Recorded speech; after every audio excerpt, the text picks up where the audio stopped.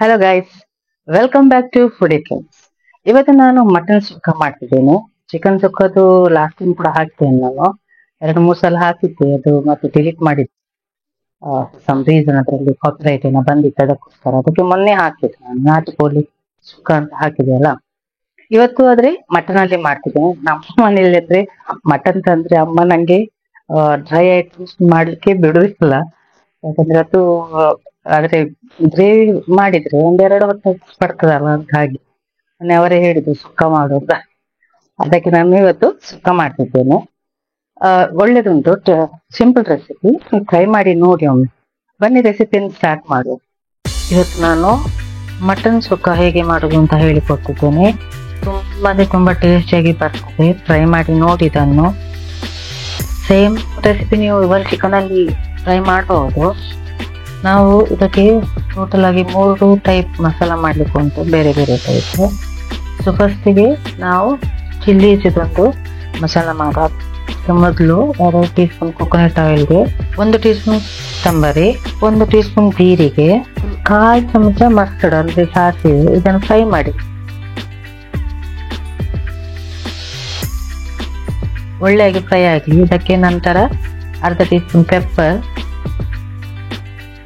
3 ಏಲಕ್ಕಿ, 4-5 ಲವಂಗ, 1 ತೇಜ್ಪತ್ತ ಅಂದ್ರೆ ಪುಲಾವ್ ಲೀಫ್, ಮತ್ತೆ 1 ಚಿಕ್ಕ ದಾಲ್ಚಿನ್ನಿದು ಪೀಸ್.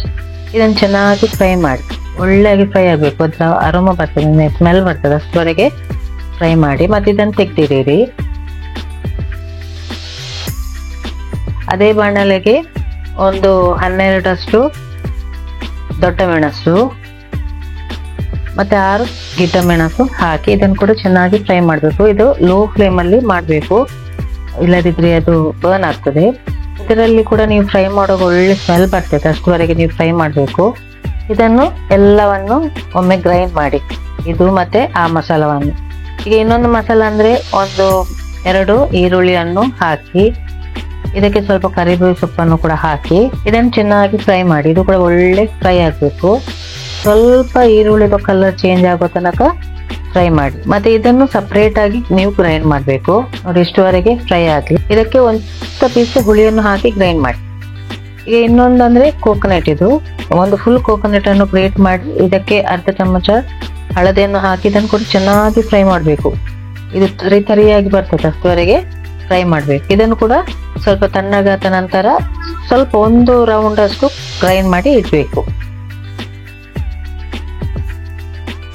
ಈಗ ಒಂದು ಕುಕ್ಕರಿಗೆ 3 ಟೀ ಸ್ಪೂನ್ ಕೊಕೊನಟ್ ಆಯಿಲ್ ಹಾಕಿ, ಇದಕ್ಕೆ ಸ್ವಲ್ಪ ಚಾಪ್ ಮಾಡಿದ ಬೆಳ್ಳುಳ್ಳಿ ಶುಂಠಿಯನ್ನು ಹಾಕಿ, ಸ್ವಲ್ಪವೇ ಹಾಕಿ, ಜಾಸ್ತಿ ಹಾಕ್ಲಿಕ್ಕೆ ಹೋಗ್ಬೇಡಿ. ಇದಕ್ಕೆ ಇದು ಸ್ವಲ್ಪ ಫ್ರೈ ಆಗಲಿ. ಅದರ ನಂತರ ಇದಕ್ಕೆ 4 ಗ್ರೀನ್ ಚಿಲ್ಲೀಸ್ ಅನ್ನು ಕಟ್ ಮಾಡಿ ಹಾಕಿ, ಮತ್ತೆ ಸ್ವಲ್ಪ ಕರಿಬೇವು ಸೊಪ್ಪನ್ನು ಕೂಡ ಹಾಕಿ. ಇದು ಎಲ್ಲ ಚೆನ್ನಾಗಿ ಫ್ರೈ ಆಗಬೇಕು, ಒಳ್ಳೆಯಾಗಿ ಫ್ರೈ ಆಗಲಿ ಇದು. ನಂತರ ಇದಕ್ಕೆ 1-2 ಈರುಳ್ಳಿಯನ್ನು ಸ್ಲೈಸ್ ಮಾಡಿ ಹಾಕಿ, ಇದನ್ನು ಕೂಡ ಚೆನ್ನಾಗಿ ಫ್ರೈ ಮಾಡಿ.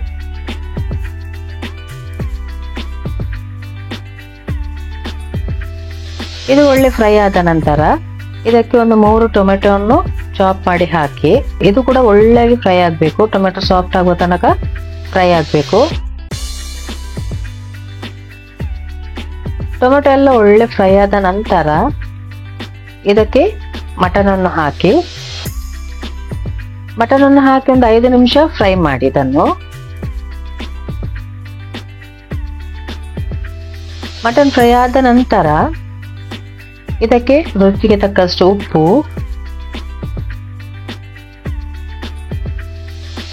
1 ಟೀ ಸ್ಪೂನ್ ಅಷ್ಟು ಹಳದಿ ಪೌಡರ್ ಅನ್ನು ಹಾಕಿ ಒಳ್ಳೆ ಮಾಡಿ ಮಿಕ್ಸ್ ಮಾಡಿ.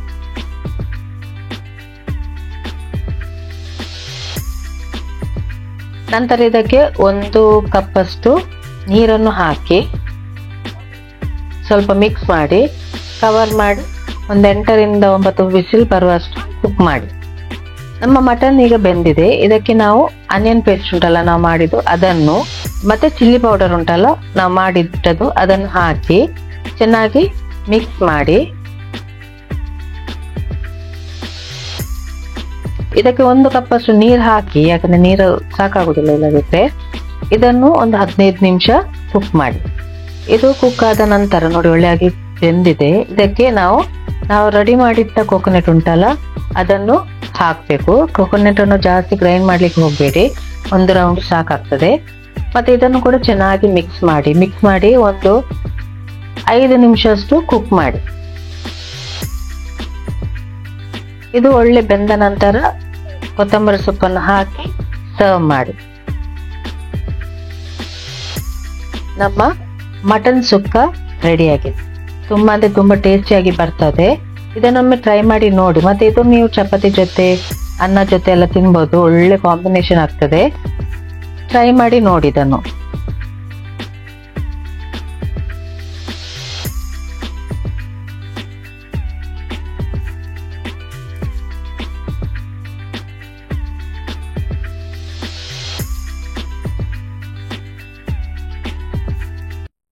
ಈ ವಿಡಿಯೋ ನೋಡಿದ್ರಲ್ವಾ, ಟ್ರೈ ಮಾಡಿ ನೋಡಿ ಮತ್ತೆ ನಂಗೆ ಕಮೆಂಟ್ ಹಾಕಿ ಹೇಗೆ ಆಗಿದೆ ಅಂತ. ಈ ವಿಡಿಯೋ ಇಷ್ಟ ಆದ್ರೆ ಲೈಕ್ ಮಾಡಿ, ಶೇರ್ ಮಾಡಿ, ಸಬ್ಸ್ಕ್ರೈಬ್ ಮಾಡಿ. ಎಲ್ಲರಿಗೂ ಶೇರ್ ಮಾಡಿ ಪ್ಲೀಸ್. ಮತ್ತೆ ಯಾರೆಲ್ಲ ಸಬ್ಸ್ಕ್ರೈಬ್ ಆಗಿಲ್ಲ ಪ್ಲೀಸ್ ಸಬ್ಸ್ಕ್ರೈಬ್ ಮಾಡಿ. ಮತ್ತೆ ನಿಮ್ಮ ವಾಟ್ಸಪ್ ಗ್ರೂಪ್ ಎಲ್ಲ ಉಂಟಲ್ಲ ಅದ್ರಲ್ಲಿ ಕೂಡ ಸ್ವಲ್ಪ ಶೇರ್ ಮಾಡಿ ಪ್ಲೀಸ್. Thank you.